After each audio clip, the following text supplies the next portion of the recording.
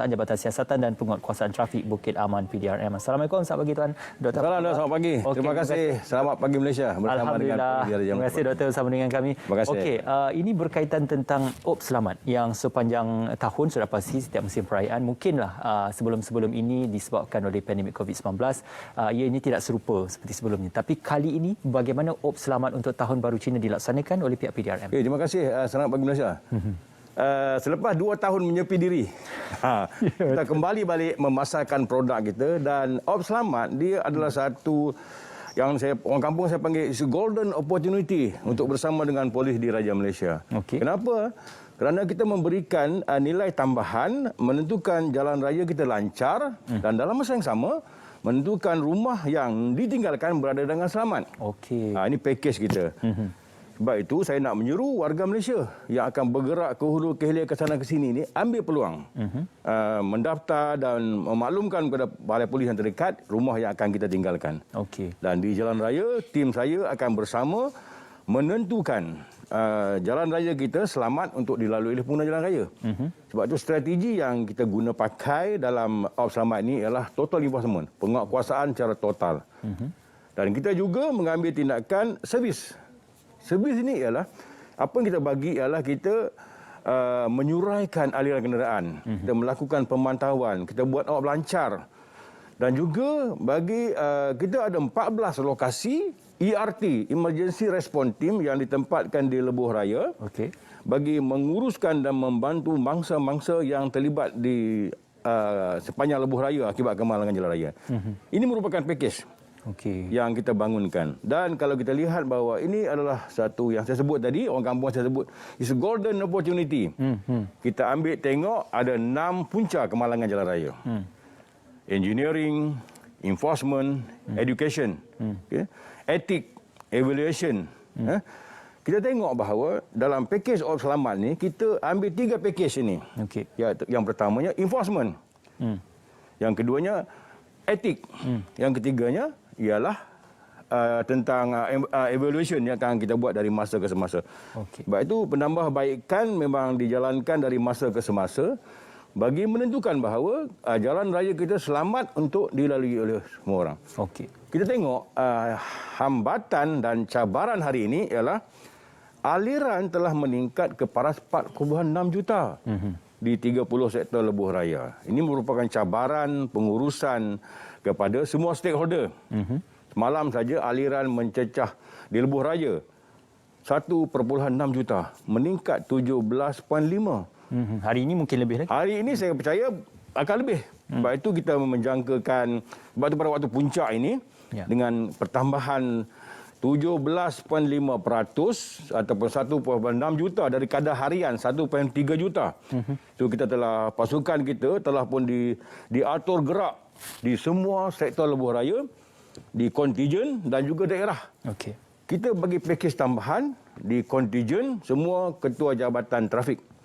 Diatur gerak untuk menentukan package OP Selamat ini dilaksanakan. Okey. Meliputi total enforcement dan juga services yang saya sebutkan tadi. Okey. Tempoh untuk OP Selamat ini bermula dari bila sehingga bila tamat tempohnya? Okey. Impak kita telah bukan saya sebut, kita telah menambah nilai kita punya produk ini. Kita jalankan selama 10 hari. Bermula 28 hari bulan semalam. Okey. Dan juga berakhir pada 6 hari bulan. Menariknya, saudara, kita tengok bahawa dengan peningkatan hampir 1.6 juta, kita masih boleh manage kemalangan pada tahap 1,300 satu hari. Dan begitu juga dengan kematian, hari ini hanya 9 kematian. Cuba bayangkan, lambakan kenderaan ini yang mencecah 1.6 juta, keseluruhannya 4.6 juta, kalau tidak dikawal, diawasi, tidak diberikan satu total enforcement, saya percaya bahawa kadarnya akan lebih daripada 17 kes sebelum ini. Risiko lebih besar. Ini risikonya besar. Sebab itu saya katakan di sini bahawa kalau ada pihak-pihak yang sebenarnya yang mengatakan bahawa OP Selamat gagal, dia tidak gagal.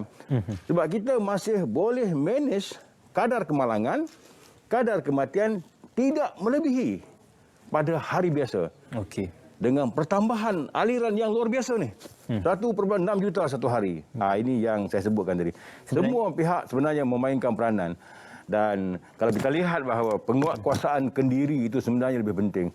Undang-undang di tangan kita, ada akta, ada kaedah yang mengawal. Tapi kalau penguatkuasaan kendiri kita itu gagal, sebenarnya ia tidak akan dapat membantu untuk mengurangkan kadar kemalangan jalan raya. Kesedaran pengguna itu juga penting. Kesedaran pengguna. Sebab tu kalau kita sebutkan satu bahasa yang sebenarnya baik untuk diketahui, penguatkuasaan kendiri.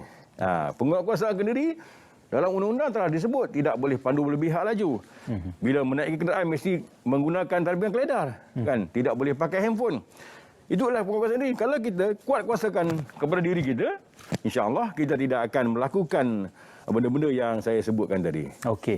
Doktor, kita juga nak menyentuh berkenaan tentang penguatkuasaan melalui INCARADA dan juga ICOPS ini. Mungkin kita mulakan dahulu dengan INCARADA itu. Okey, terima kasih. INCARADA, satu produk sebenarnya dalam GSPT. Kita melihat bahawa alat ini membantu kita dalam penguatkuasaan total enforcement. Kenapa? Sebelum ini kita hanya menjalankan secara statik. Berada di lokasi A, lokasi B, lokasi C dan sebagainya. Apabila kita menggunakan INCARADA, alat yang dipasang pada kenderaan ini, dia mobile. Dia mampu bergerak dan mampu merakam pesalah-pesalah tegar ni. Orang yang tegar ini yang melakukan kesalahan memandu melebihi had laju. Dan kemampuan INCARADA ni dia boleh membaca 6 kenderaan serentak pada kelajuan. Yang paling minimum 30 km dia dah boleh detect. Dan sehinggalah tahap kita pernah membuat merakam pada kelajuan 240 km sejam. So dalam ops selamat ini kita telah mengatur gerak INCARADA ini ke lokasi-lokasi black spot, ke lokasi-lokasi accident prone area, dengan tujuan untuk menguatkuasakan tindakan kepada pengguna jalan raya yang tegar ni. Itu untuk INCARADA. Bagaimana pula dengan ICOPS ni dalam tujuan digitalisasi dan juga penggunaan digital? Ini juga merupakan pakej tambahan selaras dengan digitalization, kata orang kampung saya.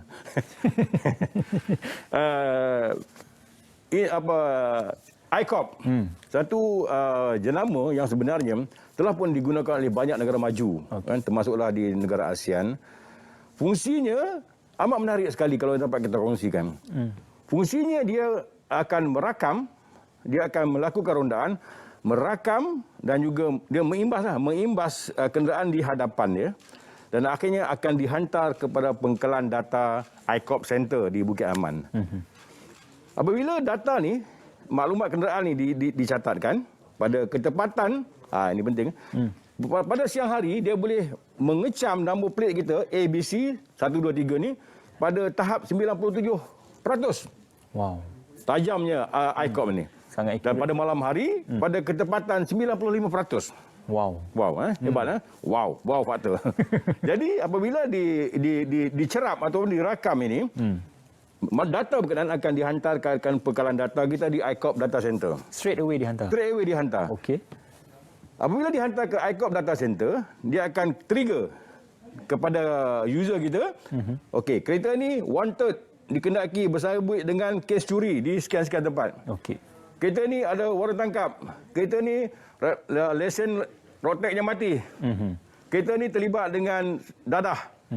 Pernah ada rekod dadah. Kereta ni terlibat dengan penyelundupan migran. Kereta ni terlibat dengan mencuri hasil khazanah negara. Yang curi gading, curi kayu, apa semua tu. 6 bilion setahun kabarnya kerugian negara. Jadi ICOP ni akan trigger petugas kita. So dia akan mengambil tindakan susulan. Dia merentas maklumat lah sebenarnya. Maklumat yang dicerap daripada ICOP berkenaan. So data kita setakat hari ini 6 juta data kenderaan. Apa gunanya big data ini? Big data ini akan dilakukan cross check, dipanggil semakan silang dengan sistem PDRM. Kita ada CIU. Kita ada dadah punya tactical punya unit data. Akan di cross check kan, demografi aliran kenderaan ini akan dipelotkan untuk mengenal pasti dia, apakah aktiviti dia setiap masa berada di LPT2 berhampiran dengan dia. Jadi kita boleh pelotkan, dia boleh membina profil kepada kenderaan dan juga penjenayah berkenaan. Ini kehebatannya ICOP ini. Data matching lah tu. Daripada mapping data. Dia pada diimbas, dihantar ke pengkalan data, dia akan keluar hotlist. Ini kereta ni curi. So bila ada trigger alam curi, ya, makna kata petugas kita akan ambil tindakan susulan, menahan dan sebagainya. Kan, mengambil tindakan susulan lah. Kalau tidak ada yang urgent matter, dia akan membina pengkalan data. Kereta ni dilihat kerap kali berada di lokasi A. Kenapa? Barangkali dia terlibat dalam pengedaran dadah. Kan? Itu yang saya sebutkan tadi. Membina pengkalan data dan akhirnya data ini, yang saya sebutkan big data ini, dikongsi dalam sistem polis di Raja Malaysia. Okey. Untuk perihal mungkin penugasan anggota dan juga bagaimana penguatkuasaan serta apa yang ditugaskan untuk bagaimana mungkin jumlah ataupun perihal tentang gambaran jumlah anggota yang akan ditugaskan untuk Op Selamat pada kali ini. Okey. Bagi memberikan impak besar selepas 2 tahun kita tak melaksanakan Op Selamat. Ya. Pertamanya, cuti semua pegawai dan pegawai rendah polis dalam Jabatan Siasatan Penguasaan Terbit telah pun dibatalkan. Kita akan mobiliskan sepenuhnya manpower kita. Kita akan utiliskan sepenuhnya logistik yang ada. Sebab itu kita tengok, saya sebutkan tadi, di peringkat Bukit Aman, kita menjalankan pemantauan di kontijen dan daerah. Dan di daerah, kita ada subtek yang diatur gerak untuk melaksanakan Op Selamat Siri 17 ini. Ini merupakan satu saya sebutkan tadi bahawa nilai tambah polis di Raja Malaysia kepada masyarakat pengguna jalan raya di Malaysia. Sebab itu yang saya sebutkan tadi, pakej kita mudah saja. Rumah selamat, selamat sampai ke destinasi. Ini merupakan pakej tambahan dalam Op Selamat kita. Okey. Ini juga mungkin termasuk di semua kategori jalan, jalan negeri, persekutuan dan juga di lebuh-lebuh raya juga. Okey. Pakej Op Selamat ini bukan hanya berlaku di Semenanjung, ianya sampai di Sabah dan Sarawak. Okey. Kalau kita lihat semalam berlaku upacara flag off petugas-petugas di Sabah dan Sarawak. Makna kata semua negeri di Malaysia ini terlibat dengan Op Selamat ini. Tak kira daripada Lahad Datu Kudat sampailah ke Padang Besar. Sebab apa? Budaya masyarakat Malaysia yang dominan ini, apabila berlaku cuti panjang, mereka akan melakukan pergerakan. Bagi kaum yang bermasa Cina ni, dia akan menyambut perayaan. Tapi bagi kaum lain, orang Melayu, India dan sebagainya, dia akan melawat, melancung. Inilah kesempatan yang ada kerana cuti sekolah yang panjang. So, kesempatan ini sebenarnya digunakan oleh semua masyarakat Malaysia untuk bergerak. Dan medium yang digunakan ialah jalan raya. Dan tadi saya sebutkan tadi bahawa ICOP Data Center ni juga, daripada dapatan dan data kita, analisis kita membuktikan bahawa hampir 85% penjenayah menggunakan jalan raya sebelum dan selepas melakukan jenayah. Ini yang saya sebutkan tadi bahawa pendataan imbasan yang dibuat pada kenderaan itu sebenarnya membantu kita untuk merangka, untuk menjalankan risikan dan sebagainya. So semua kenderaan yang menggunakan lebuh raya, jalan persekutuan, jalan negeri, bandaran akan disaring dan akan dihantar ke ICOP Data Center bagi kita menjalankan analisa kepada kenderaan berkenaan. Ya, bukan saja ia memudahkan urusan untuk pihak Polis Raja Malaysia menguatkuaskan undang-undang, tapi juga untuk mencegah daripada perkara-perkara yang lebih buruk untuk berlaku pada masa depan. Ini yang core yang saya sebutkan tadi. Doktor, kalau tahun lalu kita melihat diskaun saman diberikan, mungkin ada pertanyaan tentang sepanjang Op Selamat ini, apakah sudah mula saman-saman itu, peningkatan saman dikeluarkan oleh pihak luar biasa. DRM? Okey, 80% diskaun hasrat kerajaan Malaysia yang prihatin dengan masyarakat yang tertekan dengan pandemik dan sebagainya. So, itu saya rasa itu adalah sejarah dalam polis di Raja Malaysia lah. Ya. Masa Op Selamat ini, kita ada 137 kesalahan yang dilakukan oleh pengguna jalan raya. Yang tegar, yang berhemah. Macam sahabat kita, okey, tak ada masalah. Saya telah buat semakan tadi. Cantik. Dah bayar 3 je kan? Dah bayar. Jadi yang masih tegar ni, semasa Op Selamat ni dijalankan, tidak ada rayuan. Dia mandatory kena bayar maksimum RM300. Apa dia kesalahannya? Memandu melebihi had laju. Melanggar lampu isyarat merah. Memotong queue. Memotong di garisan berkembar. Kan? Itu 5 kesalahan ni. Jadi tidak boleh tidak sebagai deterrent kepada pengguna jalan raya yang tegar ni, itulah kita maksimum. Tapi di awal tadi saya sebutkan bahawa undang-undang yang telah ada, kanun lebuh raya, akta dan sebagainya, telah pun menggariskan peraturan kaedah kepada orang yang nak menggunakan kenderaan. Sebutkan tadi. Jangan pakai handphone, jangan memandu melebihi had laju, kena pakai seat belt, tengok kiri kanan. Itu merupakan penguatkuasaan kendiri. Kalau semua pengguna jalan raya di Malaysia ini mengamalkan penguatkuasaan kendiri yang tinggi, insya-Allah kita boleh membendung kemalangan jalan raya. Dan akhirnya dapat mengurangkan kematian. Saya dan Jabatan Polis Diraja Malaysia, khasnya JSPT, kita sebenarnya nak kata terkesima, bukan terkesima kan. Nak kata kita sebenarnya terharu. Apabila saban hari hampir belasan orang, semalam 9 orang mati. 4 orang di kawasan Bentong yang kita yang terlibat kemalangan. Pukul rata di antara 10 ke 14 orang mati. Kita bayangkan berapakah kerugian yang ditanggung akibat kematian ini. Bagi satu kematian akibat kemalangan jalan raya, kosnya mencecah 3.2 juta. Big money, satu angka yang besar, dan setahun mencecah hampir 9 bilion. Kos ini juga ditanggung oleh penanggung-penanggung insurans. Kan? Apabila banyaknya kemalangan jalan raya, meningkatnya tuntutan, dia akan meningkatkan liability insurans dan akan menaikkan premium kita. Pada semua pihak kena main peranan untuk kekal selamat di jalan raya. Dan jangan terlibat dengan kemalangan jalan raya, insya-Allah. Saya percaya kepada itu. InsyaAllah. Sayangi nyawa sendiri. Sayangi nyawa. Ingat yang tersayang. Tak kira 2, 3, 4, 5 dan 6, 7 kan tersayang tu. Anak kecil, cucu, mak dan sebagainya kan. Tapi yang penting tu kena pemanduan berhemah. Dan penguatkuasaan kendiri sememangnya penting.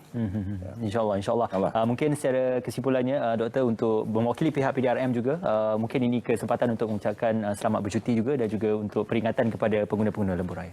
Okey, buat warga Malaysia yang akan melancong, bergerak di lebuh raya, jalan raya, tak kira di mana juga, nasihat saya mudah saja. Bagi pengguna motosikal, sebab ini kumpulan berisiko, tunggang, jangan tunggang langgang. Okey. Untuk semua pengguna kenderaan, pandu dengan berhemah, anda akan selamat sampai ke destinasi. Hashtag kita, rumah selamat, selamat sampai ke destinasi. Selamat bertugas buat semua warga PDRM, khasnya JSPT, Jabatan Siasatan Pengurusan Trafik, dan semua rakan stakeholder penguatkuasaan. Anda wira yang tidak didendang sepanjang musim perayaan ini, dan bersama kita akan menentukan bahawa jalan raya kita selamat, rumah yang ditinggalkan dalam keadaan selamat. Dan saya kongsikan sikit lagi. Sepanjang siri op selamat, tidak ada satu kejadian pecah rumah yang dilaporkan. Tahniah, Doktor. Ya, bukan tahniah kepada semua warga PDRM yang komited. Dan rekod kita, tidak ada satu rumah pun yang melaporkan kepada pihak polis dipecah masuk. Ini merupakan satu rekod yang sebenarnya boleh membanggakan kita. Sebab di peringkat awal kita berhadapan dengan persepsi. Ada orang kata bagi tahu polis, nanti polis bagi tahu penjenayah, dia pecah rumah. Itu persepsi. Itu tuduhan. Tuduhan dan persepsi. So terima kasih banyak, dan semua warga Malaysia selamat meraihkan perayaan Tahun Baru Cina. Gongsi Facai.